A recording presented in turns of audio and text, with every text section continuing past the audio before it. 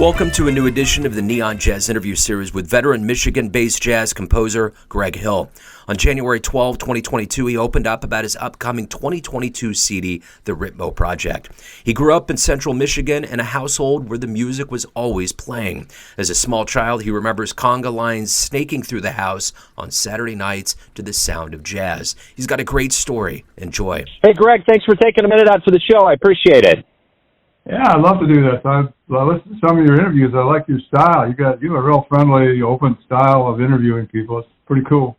Cool. Thank you, man. Yeah, it's a labor of love for sure. Yeah, me too. Said again, thanks for taking a minute out. And with COVID being the elephant in the room on the planet right now, I'm curious, with you having new material out right now, how does it feel to be able to have material out and the hope in 2022 of performing it live? Yes, that was actually because my musician friends in greater Lansing area, some people were struggling, they're getting depressed because they're so used to playing music. That was sort of their lifeblood. I said, maybe there's something I can do about this. I knew this musician, Mike Aia, who's had Latin bands for the last, 30 years now, and he's a fixture in the music scene, but he was never recorded for some reason, or some really obscure stuff. So I said, well, I have a label and I have some resources, and we have a bunch of musicians that are pretty edgy, waiting to do something. I had the material that matched up with their style, and I said, I want to showcase Mike Aia, the local Latin star, and get him recorded, and also get our musicians to work and get this material out all at the same time. So we got together on Wednesdays, and we have some good arrangers in the group, and we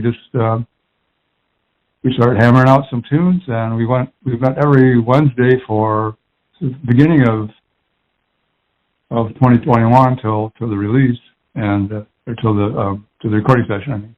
And that was something to look forward to. That was actually our anti-COVID measure that we took. We got together every Wednesday and put our mask on and rehearsed for 2 hours on the material, and it all came to fruition in the studio. And then we've had a couple gigs after that. So it's been a very coalescing force to center things around this music and this meld between Latin jazz and salsa. So talk to me a little bit about what you hope the audience gets from this project. What do you hope they feel from this CD? Well, I'll talk about a live performance. That sums up the reaction pretty well. We did the Lansing Jazz Fest, and then we did a local club here a month or so ago. And the concept was salsa and Latin jazz. So most of the Latin jazz stuff was written by me, and the salsa tunes are written by Mike. And my observation over the years as a pure Latin jazz, there's people in the crowd that want to get up and dance, all right? And pure salsa, there's a lot of jazz players in the salsa crowd. They want to hear more improvising, they want to hear more arranging, they want to hear more jazzy types. So we sort of met in the middle on this, and the show we put together was Mike altered the materials between the salsa and the Latin jazz, so we satisfied both sides of the equation, and we had some surprise moments where suddenly all the jazz players were up dancing. I mean, it was like it was a lot of fun just to have the variety of music. And if you listen to the album, you'll see there's quite a bit of disparity between the different tunes. There's not a lot of sameness there. There's a lot of variety mixed in there. So my hope for the listener would be to just open your ears and enjoy the compositions and get up and dance if you feel like it. Are you originally from Lansing? No, I'm from a small town up north in northern Michigan. I came to Michigan State in the 60s, and then I've been all over the place since then. Sort of landed in Lansing the last few decades, raised a family, and now I'm retired, so I have plenty of time to really work on my passion outside of family and everything, which is jazz. Talk to me a little bit about your childhood. How did jazz become your life, and more specifically kind of the Latin flavor of things? How did all that come about? Well, that's easy. My dad was a big band nut with his friends in Bay City, Michigan. They would, if Duke Ellington or Count Basie or anybody appeared within driving distance back in the 40s, they just hopped in their car and they just took it all in. my dad's favorite musician was Cab Calloway, and they had a real passion for the music. My mother was, she met my dad in a social environment, and they were a jitterbug team, I believe, for a while there. So they had the music going all the way throughout their lives, both of them. And when I was a child, my first memory was like there was a conga line going through the hallway in my bedroom when I was a little kid. I mean, they were into Deborah Cugat and all the Latin dancing, so I had an early exposure to the whole spectrum of jazz, and there was always music playing in the house. We noticed on the Jazz Cruise a couple of years ago, there was a panel of musicians from all over the place, and they described how they got involved in music, and everybody had the same story pretty much. I'm noticing this as well in some of your interviews, that you either grew up in a household filled with music, which I did, or your parents were classical musicians. So without exception, you're from one of those two categories. In my case, the music was always playing. So especially jazz, my dad had a passion for it, and we went to the early festivals at Cobo Hall Jazz Festival in Detroit, and Saugatuck Festival, and those are just really influential moments when you hear all the great musicians of the world on stage when you're in your teens, so it sort of blossomed from there. So what was the first live jazz show you saw that really made you think, wow, that's amazing? That was back in the 60s, where we went to some clubs in Detroit, and I could hear some of the music, and then they would actually come up to my parents and say, you have to leave now, because it was a burlesque show on the second half of the show. So that was the early days of jazz, where you get to, jazz was also entertainment, and then the jazz acts were also included, like tap dancing, comedians. So that was the atmosphere that I sort of picked up on. The early groups, live groups, well, that's a tough one. Probably Dizzy Gillespie at Cobo Hall, I guess. He's the most overpowering live figure I heard, I believe, with his fantastic musicianship and pyrotechnics and everything, and showmanship especially. I mean, that guy's a memorable act. So, and James Moody, those two guys were killer. So was it always music for you when you were growing up? When you had dreams of what you wanted to do with your life, was this always the dream, or did you have other things you wanted to do? Well, there was the Berkeley. I was a downbeat. I'd wait by the mailbox for my downbeat. So, and I heard about the Berkeley School of Music, but my parents didn't want to send me out east. I didn't think I was ready to move out of Michigan to the East Coast at 17. So that dream sort of died, I guess you might say. I had the green light as a saxophone player to pursue music, but I did not. I went a different course. So now, like I say, I'm retired now. I'm back where I was when I was 17. Now I've got the time and no restrictions, basically. As this being your passion, what's the best thing about being a musician, about creating music? What do you like the best each day when you wake up? What do you look forward to? I like interacting with all these great jazz players. So I have 4 books of compositions, and I have 8 CDs compiled and another 2 on the way. So I've been working with mainly Rodney Whitaker and his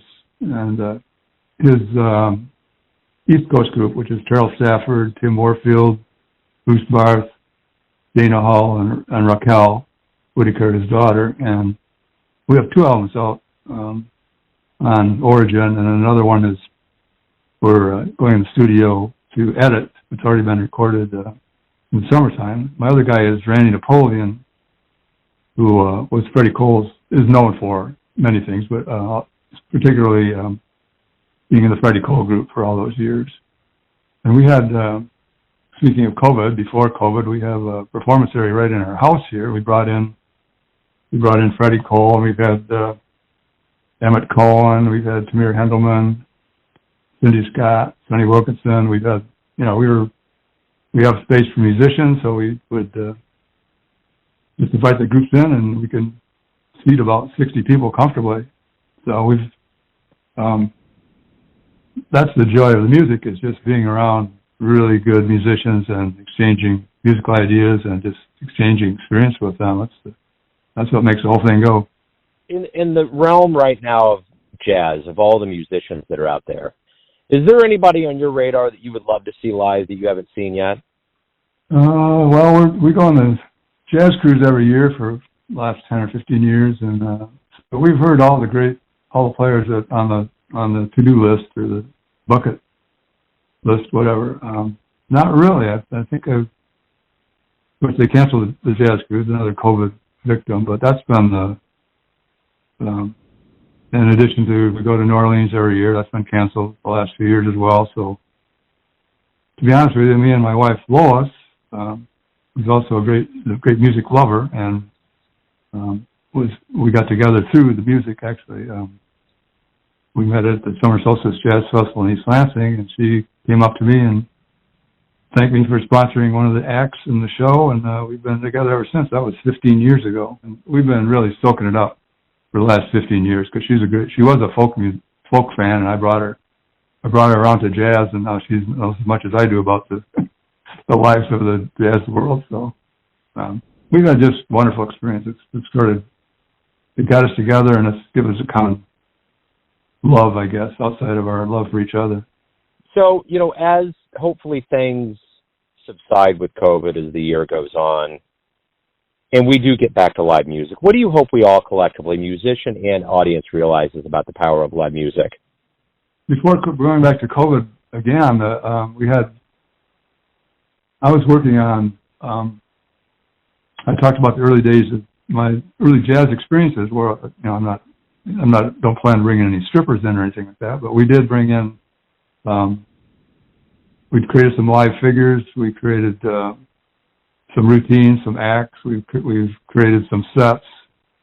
So I'm heading towards the notion of jazz as experience, as the multimedia approach to it, but also keeping honest to the compositions I put together and finding musicians that are willing to stretch out a little bit as far as their performances and their imaginations. So I can't speak in general for how things are going to go, but when COVID finally releases its grip, I want to go back to creating, sort of jazz reviews, I guess is the right word for it. Where you get a show. We have like a lot of medium-sized metropolitan areas. We're just brimming with talent. I'm sure that's true where you're living as well. There's all this talent around you, and it's not being utilized. And if you can put together a show that brings in bring in a poet, bring in a comic, bring in a tap dancer, create a review, but also stay true to the compositions and stay true to the jazz main element being the jazz performance.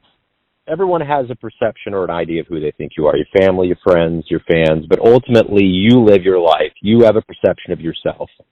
Who do you think you are?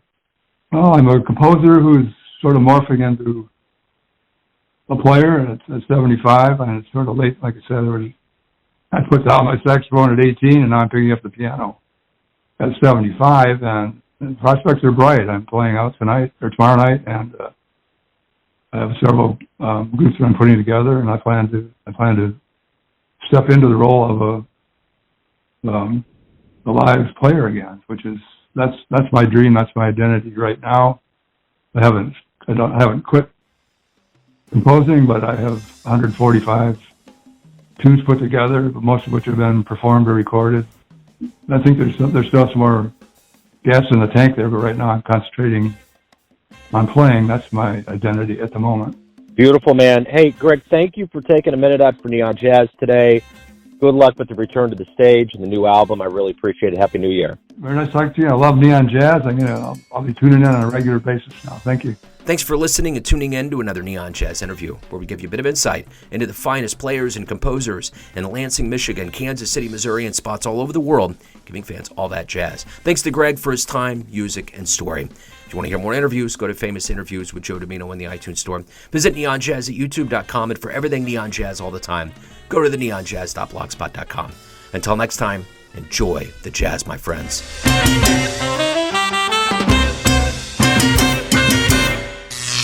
Neon Jazz.